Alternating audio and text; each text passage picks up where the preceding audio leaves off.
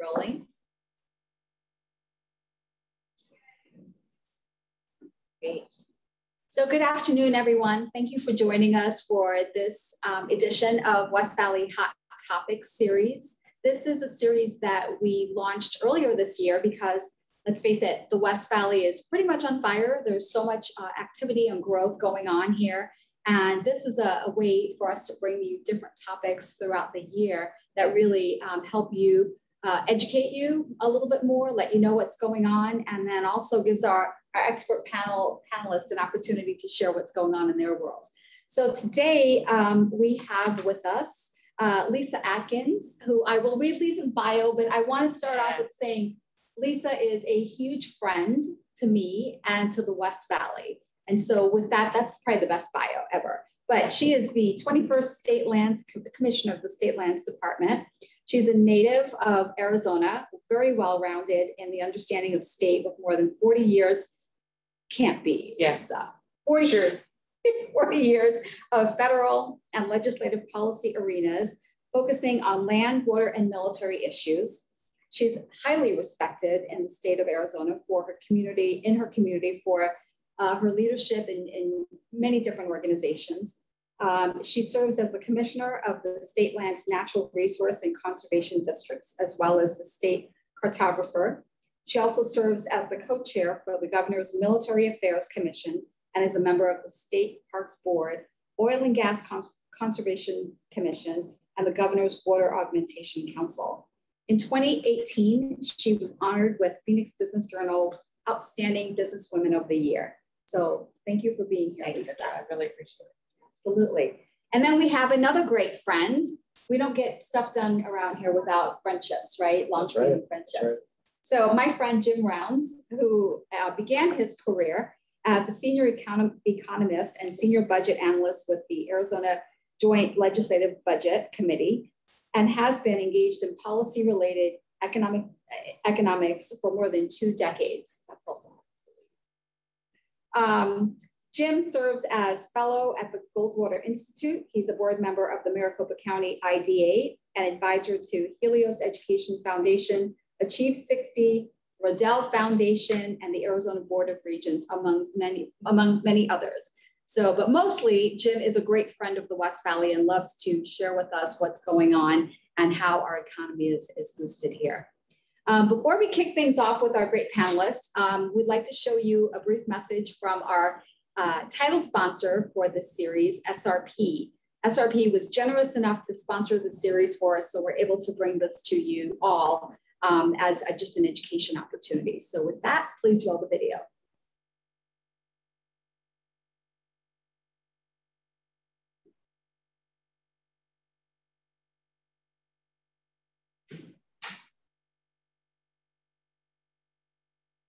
Okay. We're having technical difficulties. 1 second. So we could actually roll the video at the end of it. Yeah. Yeah. Will that work, Lindsay? All right, awesome. So what, a year and a half later, almost 2 years later, we're still having technical difficulties because this is the world that we live in. So with that, you're on deck, Jim. Tell us about what's going on in the economy. Why is the West Valley doing so well? You know, we had a year of pandemic and everybody thought, oh my God, the world's going to shut down. We're going to, you know, the economy is going to shut down. And yes, the world did shut down and things like that did happen, but the economy really didn't. From my perspective, just driving, I was one of those crazy people that kept coming into the office, but I continue to see cranes going up in the West Valley. So why did these things happen? What do you predict? Sharing your knowledge. Sure. Well, I'll cover some slides in a minute, but it kind of as a recap of the last couple of years. I think we shifted from a point of focusing on a couple or 3 different areas that drive the economy. Regulatory reform was important. Tax policy was important after the Great Recession, and then we also just went through some additional tax policy. But what I've learned over the last decade is that you have to be very proactive if you want to grow your economy at a pace that we would like to grow our economy.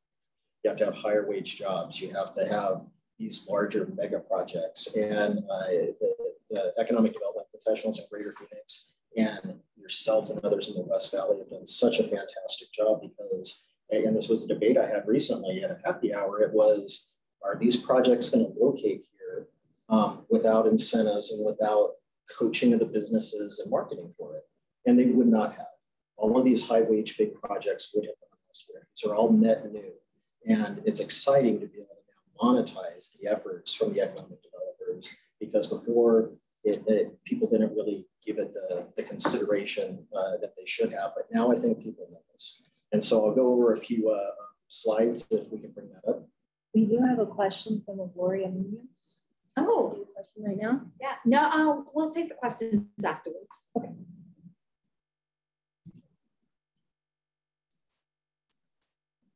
So we'll get Jim rolling.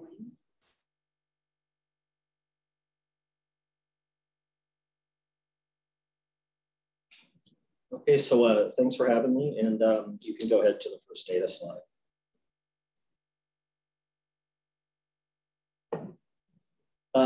There's a lot of discussion over what's happening and what's our position in the state or in the country, Phoenix's position within the state and the country because of COVID and the jobs that were lost. Right now, Greater Phoenix is 97% recovered, which makes it the #1 major market in the country, and Arizona is 87% recovered, which makes it #3. Now, keep in mind though, and this is where you have to start looking at the data in more detail. When you have these inflection points, when things start to turn up more rapidly, you have to think about things like you have a South Dakota, Mississippi, North Carolina, places that people really don't want to go. But they're going to be jumping above us in terms of job recovery, or in fact, they have already been catching up a little bit in terms of rate. But why is that?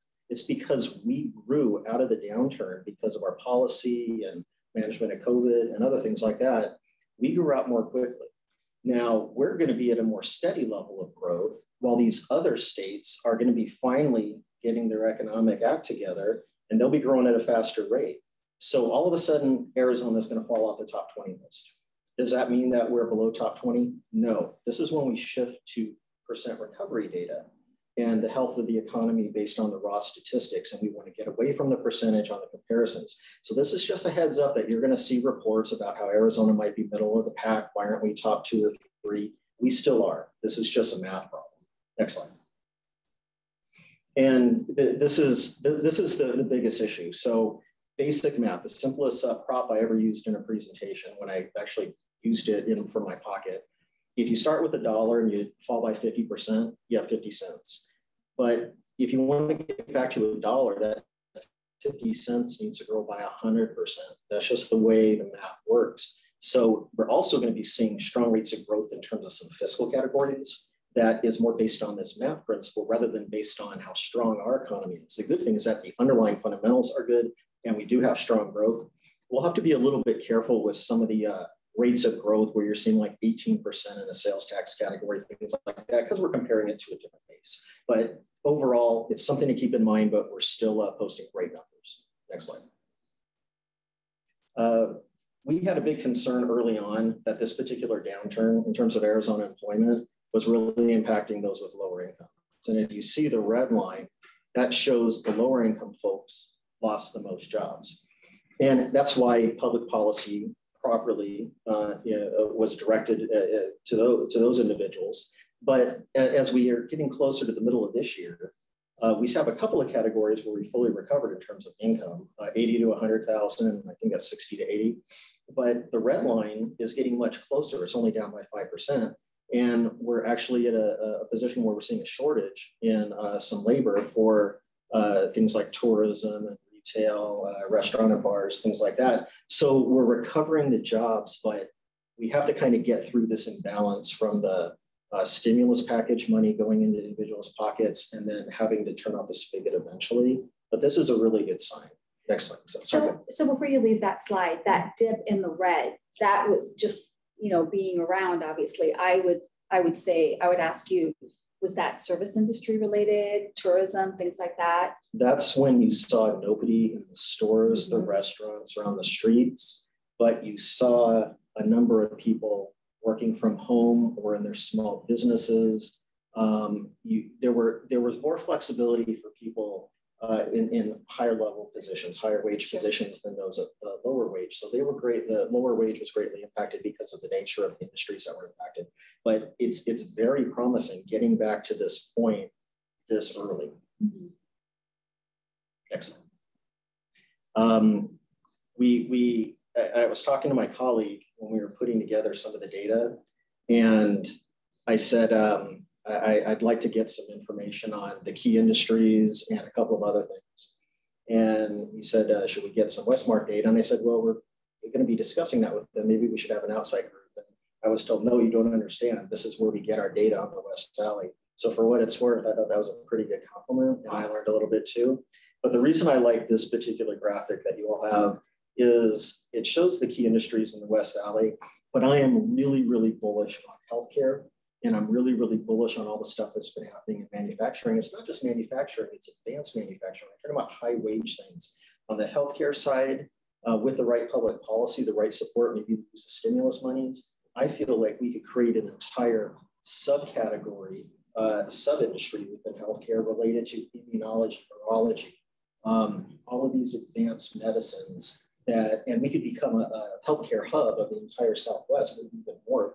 So this is an area where I'm hoping that the West Valley will continue to advance and partner with other parts of Greater Phoenix, but that's a wonderful opportunity. Next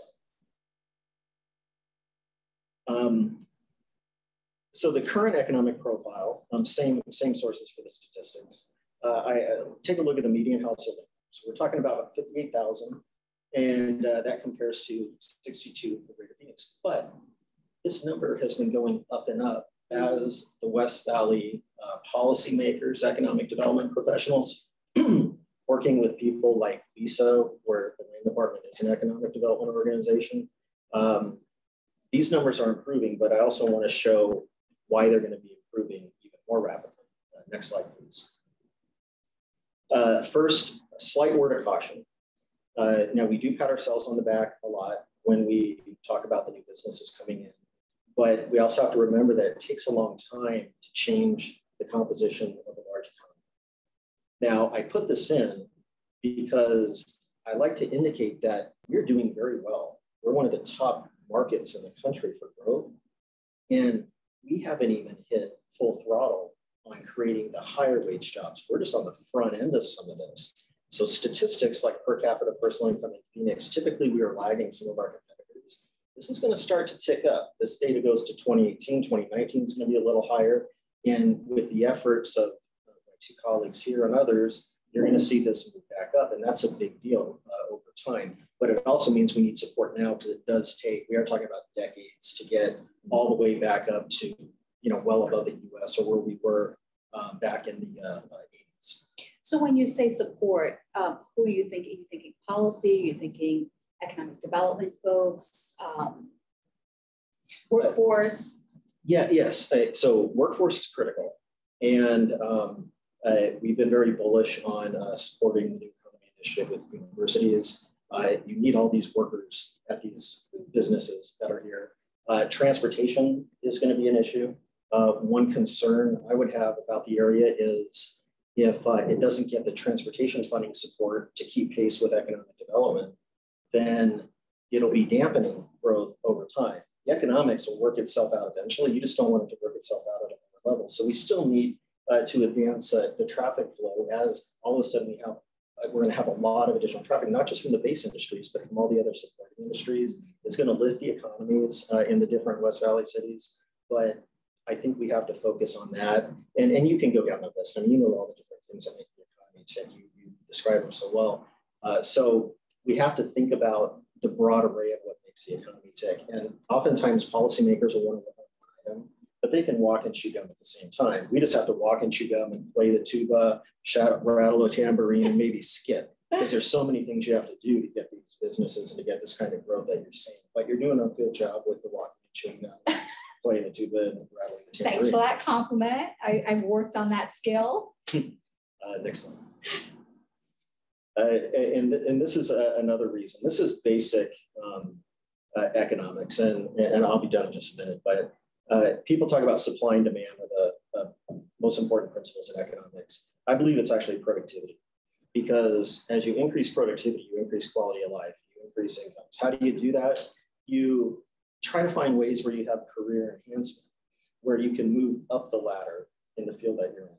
But ultimately, we also want to have opportunities from some of the mega projects or from good quality university and college programs where you go from a shorter ladder to a taller ladder.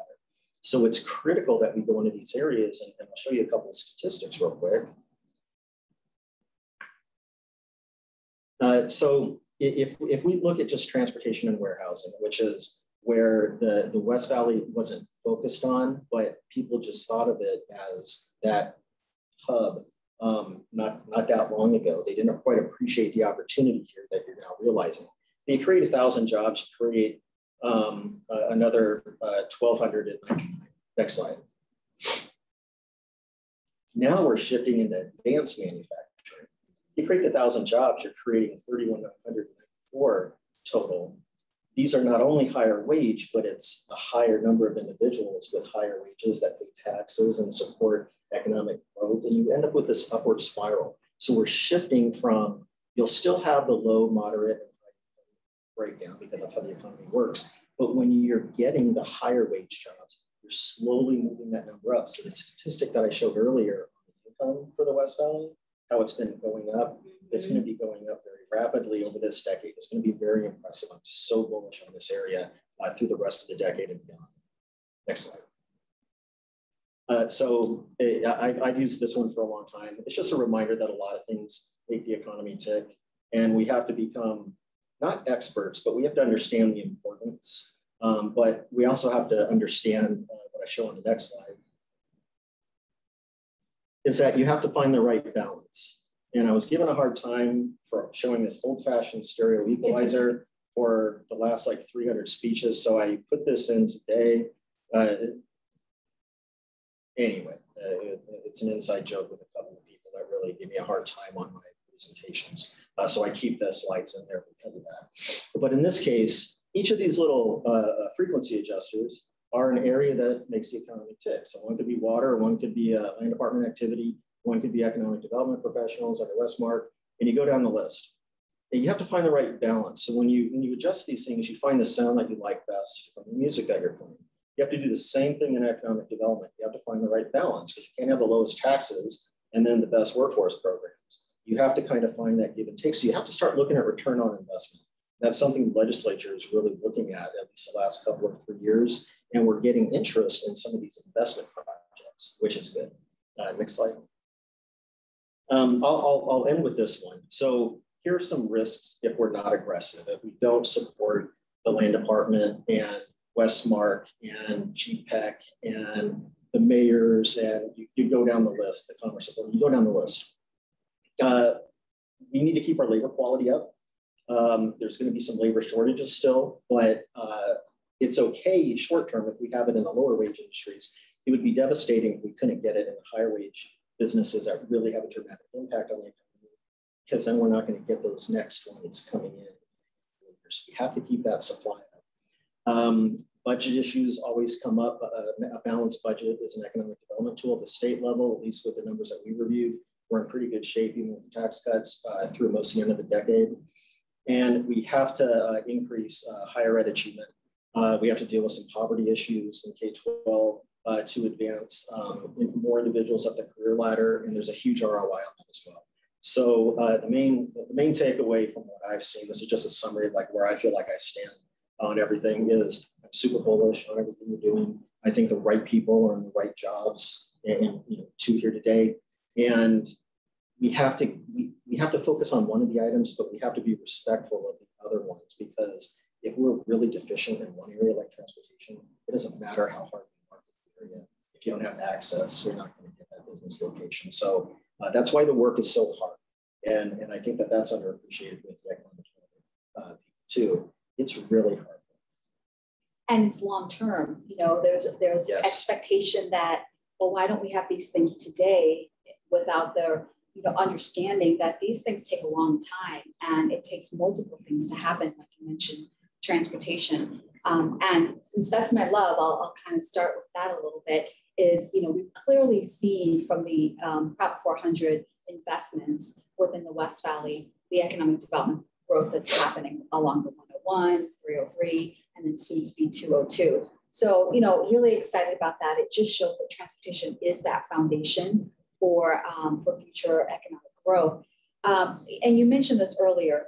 Transportation and logistics was not something necessarily that the West Valley was targeting, but our physical location, our proximity to California, it just makes sense that this is here. And we're starting to see that evolve into that advanced manufacturing now. So I love that multiplier effect and that comparison that you had on there. I think that's really a great talking point as we kind of move forward, because we still get from time to time the residents that say, well, when are we going to get to this other thing? And why do we still have all of this big warehousing centers and so on?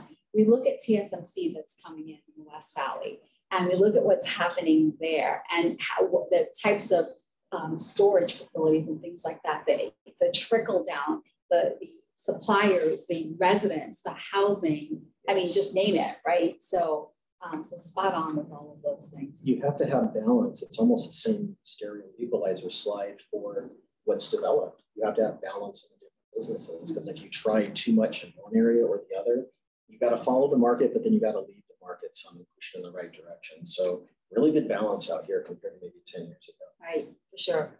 We're definitely moving the needle in the right direction. Do we have any questions at this time? Let me see. Oh, we had one earlier. Let's see. Can we bring more tech jobs to the West Valley and not just warehouse and transportation?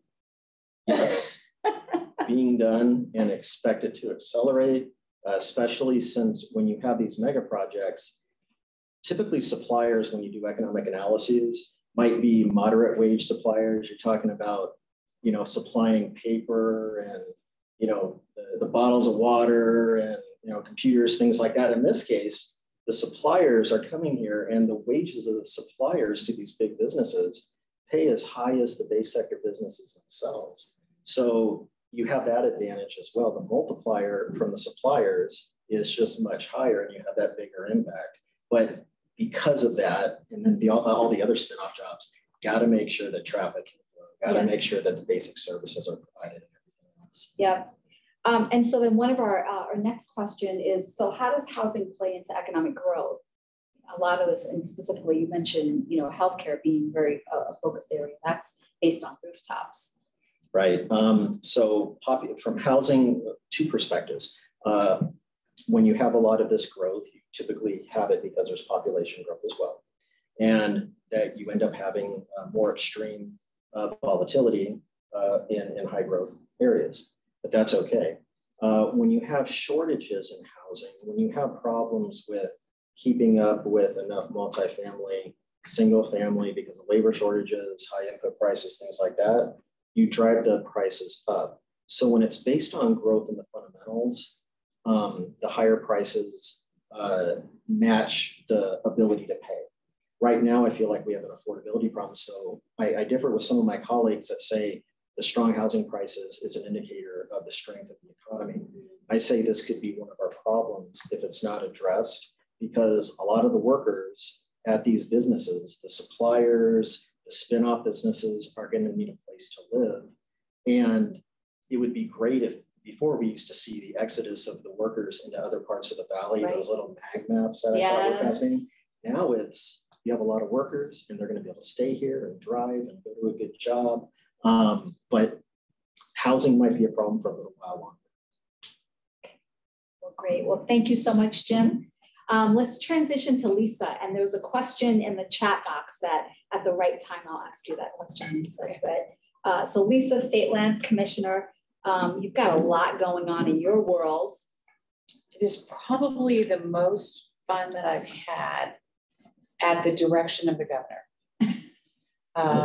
This is the State Land Department is probably the oldest agency in the state because it manages an asset that was given to the state at statehood, literally. You think about on Sunday, you're not a state, on Monday you are. You have a population that expects services from its government, but you have no taxes, you have no revenue. So every state in the West has been given a portfolio of land in order to ensure that there is a revenue stream in perpetuity for very basics of state government. And the largest beneficiary in that trust setup is K-12 education. The universities are included, the School for the Deaf and Blind is included. There are 13 beneficiaries that are in our state constitution. And the land that was given to the state was given to the state intentionally to be able to catch development as it happened in every corner of the state to provide a revenue stream. So if we could go to the first map, which is a statewide map, and if you look for the light color blue in that map, that represents all of state trust land. In addition, you can see where the tribal reservations are, you can see where national parks are, you can tell where Grand Canyon goes right through the top of the state. You can see the military installations, you can see Forest Service, yellow is BLM. So if the feds would have given us, if the federal government would have given the state of Arizona a pot of money more than 100 years ago, who knows how that would have been expended. This is a valuable resource of more than 9 million acres today. It originally exceeded 10 million acres. That is to be managed in perpetuity for the beneficiaries. That includes not just the surface, but also the subsurface assets, meaning minerals. The job of the land department is to manage what remains of the portfolio, which is about 90%, 9.2 million acres. And you have absolutely no idea. As long as I've been around public policy, I had no idea how you can describe what 9.2 million acres is. So if you take all the land in the portfolio, all that blue on the map, and aggregate it into one pot, we are larger in numbers than all the land in Maricopa County. Wow. But the governor's approach to all of state government, providing services in a manner that reflects the business community, opened my eyes, having worked on natural resources issues for the last few decades, by putting it in a different perspective. So while we know we have more land to manage than is in Maricopa County, what you don't see from just a map is the economic impact. If you take the portfolio lands and the private property, which is about 12 million acres, and add those two, you suddenly realize that the entire economy of the state of Arizona is on the backs of private land ownership and state land that has yet to be developed, because everything else in the state of Arizona is either owned or managed by the federal government. It is a shocking balance about why we have state trust land. And had you recognized that at the beginning, had anybody realized what that land transfer was, you would realize why it was structured the way it is and why the Constitution restricts how we operate. So we have an obligation to manage the trust, as any trust advisor would do, in the long term to generate revenue for K-12, the universities, and the other beneficiaries that I mentioned. If you put it in perspective of being balancing for the state's economic future, you begin to realize that you have an obligation to participate in economic development and not sit back and wait for somebody to come to the front door and say, I'd like to buy that piece of land, or I'd like to do this. So it does a couple of things. It gives a totally different view of the portfolio, but it also puts the management of the entire portfolio in a different perspective, because it's not just land that's there for anybody to use. It is a trust asset that has to be managed. So in addition to having a very robust real estate division, I have an even more robust natural resources division. That's where the mining applications go. We deal with all of the large mining companies in the state, as well as individuals who have mining claims. We use agriculture as a method of managing state trust lands. We use grazing leases as a management tool. I just signed a memorandum of understanding with the Department of Forestry, because they used to be part of state lands, but now they're an independent agency in the state. We don't have a lot of forested lands, but we're intermingled, so we have a responsibility to work with everybody else that has that natural resource. We also have a very robust relationship with Game and Fish because they're part of our stewardship process. If you have a Game and Fish tag for anything, chances are you're going to be crossing state trust land. So it's not public land in the sense that you can go on BLM and go to a shooting range or hike or whatever you want to do, or Forest Service lands. The lands in the trust are actually an asset that belongs to the beneficiaries and needs to be managed in perpetuity because there's a revenue stream attached. When you look at it in that light, then you begin to see the ability of the land department to participate in economic development. And I think the one that I'm most proud of, because at heart, I am and always will be a West Valley girl. Yep. But I love the East Valley too. We're doing a lot of work in the East Valley. But the one that I'm most proud of is TSMC coming to the state of Arizona and the property that they bought the state trust land. So Lisa, you kind of talked a little bit about the shift, right? Without actually saying those words. Right. So for many years, we've heard. Go ahead, let me have it. You've heard it. And I'm not saying under, I know. here, but I'm just saying for many, many years, we've heard that it's a challenge. It takes a while to get through the state lands department. So now, and I think you described, really the shift in philosophy is you are managing land, but you're managing lands with an economic development balance and focus now, which I think may or may not have been the case in the past. So have you seen, or is that shift getting you to be able to actively participate and be proud of projects like TSMC and others that may come down the road? We are so busy right now because of the nature of the portfolio and the location of the portfolio. We are the last large landowner in the state of Arizona on the private side for all intents and purposes. So when you have projects like TSMC who are looking for a large footprint, there really are very few places that you can go. But I want to give you numbers. My buddy's sitting next to me and he deals in numbers too. We have sold thousands and thousands of acres of land, almost 40,000 acres. 52% of that acreage is outside the Maricopa Canal and Pima County. So if you look at the map, it's important to recognize that we haven't focused just on Maricopa County or Pinal County or Pima. We have a footprint in every county of the state.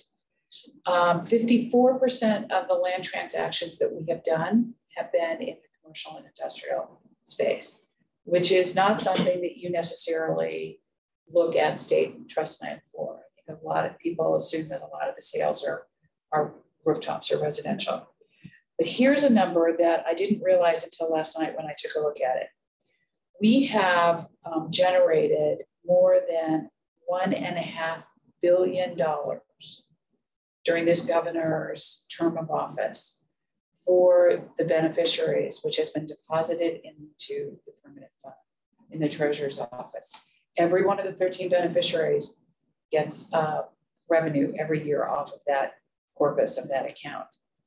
It took the land department from statehood until Mark Winkleman's term, which was 3 land commissioners ago, all of that time to hit $2 billion. I'm very confident, given what we have in the pipeline, that we're going to be very close if we don't hit that $2 billion mark on this governor's watch in 8 years. Wow. Wow. Part of that is addressing the problem that you brought up. One of my very first conversations with somebody who was trying to buy a piece of land in the land department, he explained to me exactly what he ran into. I was shocked, number one, but I was disappointed when you're in a growth mode that we weren't doing things. So we've done a couple of things. We learned that lesson. We took a 100-year-old agency, being one of the original agencies. The agency turned 100 when I came in the front door of the land department, and started doing things like moving from a totally paper-based agency to a Salesforce-based agency. We were the first agency in the state of Arizona that signed a contract with Salesforce, which I'm very proud of. It has been an evolution. It's difficult, so we attempted to modernize. as much as we can. We've built constituent relationships. One of the reasons that I think we've been so successful in moving property from the portfolio into the private sector is we focus on rebuilding relationships. I have a fabulous relationship. We have a fabulous relationship with the League of Cities and Towns. That relationship had waned years ago. By the same token, because we have such a footprint outside of the urban core in the rest of the counties in the state, we rebuilt the relationship with the County Supervisors Association. So I have ongoing conversations with Board of Supervisors all over the state. In fact, I'm working with the medium-sized counties on taking a look at workforce housing challenges. Not that we have an answer, but that I recognize that economic development and the potential for developing lands outside of several areas is really beginning to manifest itself in medium-sized counties. And we need to have a focus on that. I'm grateful that Tom Senflat has returned to Arizona and is the new Department of Housing Director, and have already talked to him about how we can participate if there's a possibility for state lands to participate. The urban area is on fire. It's not just TSMC, it's a large area for us. We did a first of its kind auction in the East Valley and Superstition Vistas for master plan development, because again, we follow the governor's lead to look at what the private sector was doing, and master plan developments have been a huge success in a number of areas, and move toward that. But the most important thing I think in the West Valley, which has allowed us to annex, have permission to annex land into the city of Peoria, is rebuilding those relationships so that as a city grows or the county grows, we're right there to be available and to be a partner from the beginning of the conversation, instead of being, oh my gosh, we have to go talk to the land department. And as a result of that, we have regular meetings. We just had one with the city of Peoria. We have regular meetings with the city of Phoenix. We had a wonderful experience working with the city of Goodyear on the potential for a rather large economic development project, which I think everybody knows about, but we haven't had an auction. It's probably I don't know what you're talking about. Yeah, nobody knows. We call it Project Everest. So we're in the path of development, and I don't want to see any more leapfrogging. And I think building those relationships has been critically important. We're working on an industrial campus in the Northwest Valley and Surprise area. So while our footprint may not be as big, and we have one more map, I think, that actually shows the state land footprint from the I-17. So all those areas that you see in blue are all state trust land. So it's not a large holding, but it's a significant holding because of its location. Up in that upper right-hand corner is the TSMC footprint, which we were absolutely thrilled to be able to be a part of. And south of that, we're working right now with the city of Phoenix on planning and zoning that's going to be residential. But it's all tied together. TSMC is going to kick off a great deal of activity from the 17 to the west. Yeah, absolutely. And so our working relationship with Peoria and Surprise and all the West Valley communities is critically important. And that's part of just really rebranding that image of, you know, the question I asked earlier is, what are you doing differently? And I think relationships obviously is key to that. Right. To the point that just a shout out to Mayor Hall, I got an email. He's so impressed with the dialogue today. He's looking for the slides afterwards. So good job. Good job, Mayor. Good, Mayor Hall in the city of Surprise. Yeah, I am. I'm just thrilled having been a part of the West Valley my entire life to watch how the West Valley has evolved and matured, and it's fabulous. We've done so with being able to protect the assets that help build the West Valley, but it's gone way beyond that. And I'm just very happy that the State Land Department can be a part of that. Small part, but nonetheless a part. A huge part, actually. Yeah. So one of the questions that came up earlier in discussion is, so what's the deal with water? And I saved that for you. Thank you. You've got your hands in all of the water pots out there. My community services as a member of the Central Arizona Project board, and in addition to that, the trust portfolio has water as well. So yes, there is a great deal of water that comes off the Colorado River that goes to many of the municipalities in the greater Phoenix area, as well as Pinal and Pima. It's a 3-county service area, and I think when people talk about water, they think about Central Arizona Project, that we're importing that water off the Colorado River, and it's a portion of the water on the river.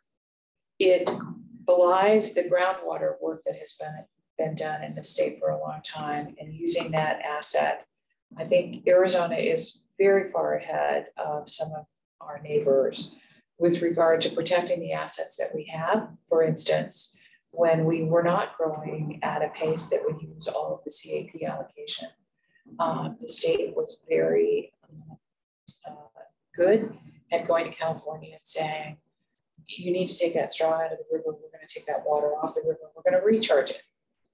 There are basins where we recharge. Everything has been built for living in a desert. So water is an asset that you never want to waste.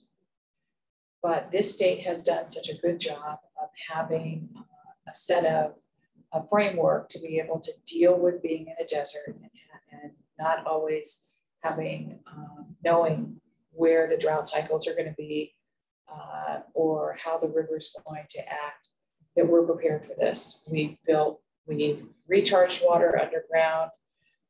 The cities have done a fabulous job of putting an infrastructure together which ensures that we use water in a wise way. So you feel that we're prepared long-term? Yes. Obviously, we have a lot of growth coming up. Over the next couple of decades, over 50% of the growth will happen in Maricopa County, will happen in the West Valley. And based on your knowledge, your interactions with those agencies, I believe that if you take a look at our West Valley communities, that everyone has prepared for the eventuality. We didn't know when it was going to happen. For all we know, there's going to be a huge snowpack in the upper basin of the Colorado River, and the Lake Powell and Lake Mead will come back up. But there has been a very decided history in this state of knowing that groundwater is something that changes. It's just the nature of groundwater in and of itself. SRP is much older than CAP, and all you have to do is go back to its history to watch how that project was built. CAP took many of the same cues. We fought very, very hard, the state of Arizona did, to get that allocation, and we're making sure that we use it wisely. And I think in recent history, all you have to do is look back over the last few years and watch the partnership among every interest in water to sit down at a table and come up with a plan for how we were going to deal with the drought contingency. So we were ahead of everybody else. There are other states in the lower basin and in the upper basin who are watching Arizona and how we decided to tackle the latest iteration of dealing with drought contingency before it happened. So this state's prepared. And I know we have the video, but I want to add something to the land department issue. We talk about education as being the primary recipient of the projects that Lisa has been talking about, the more recent ones. The development activity that has occurred there has been generating more than $1 billion a year in state and local tax collections. And it generated about $3 billion in construction sales taxes. So while it is related to education, it's also related to a big chunk of the state's budget and the local community's budget. And so it's incredible. And I have some history with the land department. I actually budgeted it when I was working for the legislature years ago. I know the details, worked with Lisa for a long time on real estate issues. And they got economic development organizations have been in the land department, it's been limited. But they are an economic development foundation. They need to keep pace. And then with Lisa's vision, catch up and become even more efficient on the things that you were talking about. If I was an appropriations chair, I'd have no problem giving them another $5 million a year. That would be the low end. They received a small amount. There'll probably be discussions about additional funding. But of all the ROI analyses that I've done in the last few years, and just doing some high level review of this. This is the highest of any investment that the state can make in getting a return. So we really need some additional support and people making sure that our state policymakers understand that you have to fund the economic development foundation items to allow people like yourself and the other great economic developers to do their job. Absolutely, yeah. If you don't have that foundation, transportation, water, all those resources, you know, it's just not going to work. We have nothing. You guys set the table for us. So. And I don't want to take away from the challenges and the successes that previous commissioners. I mean, if you look at where the land is, you can't develop it unless you're in the path of growth or development. It's the time for the land department. It's also the time for us to do our business in a little bit different way. And I think the combination of the two and making sure that we build relationships with where we have a footprint it's important in any business that you do. We want to make sure that the land department continues to be a part of economic development in every county, in every community in the state, including, and that's where it came home. When the vice mayor of Eager, Arizona called me and said, for 12 years, they had been trying to annex a section of state trust land. And I said, we'll take care of it. And it's those type of things that when you've got 9 million acres to manage, you don't think about those relationships. But I'm hoping that we set the bar high enough in raising your expectations and your business expectations that will be the hallmark in the future. We aren't where we are today without the former teams that have been at the state land department and commissioners. I just think now is the time to really rebrand our activities. We're not just a land management agency. I really do believe we're an important part of the future of the state. Yeah, I remember we did that back at when I was at ADOT. We're not just transportation, we're economic development. So that rebranding where everyone is on the same message and we're working towards the same goal for the state is really important. Yeah.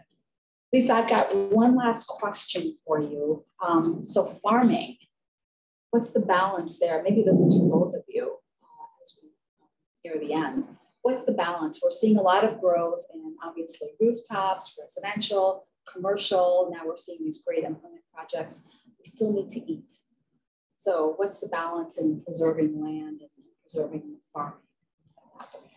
So remember that we're not this land is to be managed in order to be monetized at some point. Not everything in the portfolio is ever going to be sold.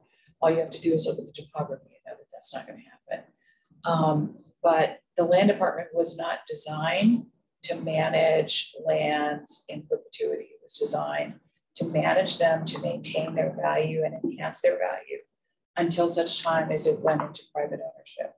Agriculture has been a critical part of how we've done that. We have an ag section that is up to date and actively engaged when it's time for the land pattern to change from one use to another. We have worked as closely as we can with people to move those farming operations, but it's still a vital part of our operation altogether. In fact, we're working with one customer who is probably bringing new ag operations to Arizona. So we recognize it as an important part of the economy, but more critically for us as a good management tool for how we manage the trust. There's a phrase called highest and best use. Mm-hmm. And it is sometimes misunderstood. Ours is when you transition trust land to lands that become part of an economy. It's that balance. So we have an active range operation for grazing because cattle industry is such an important part of the state of Arizona. We have an active group that works on ag, and we find that as a reasonable and appropriate use for state trust land and a major contribution to the state's economy as well. Anything I thought her answer was great. All right. So thank you both so much for joining us today. This was a great integrated conversation, really again, having a focus on growth and where we're going, not only in the West Valley, but obviously the state, because we're connected and we see the bigger picture for sure. So having your expertise at the table and sharing it with our audience was awesome today. Thanks. Thanks. So we have our message from our title sponsor, SRP. I believe we are ready to roll that.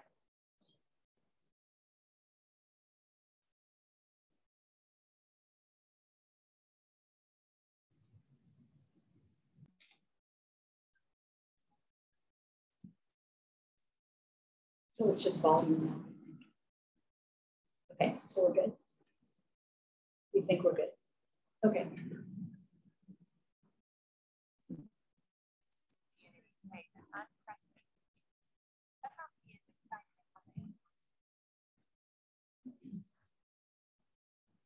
Just 1 second.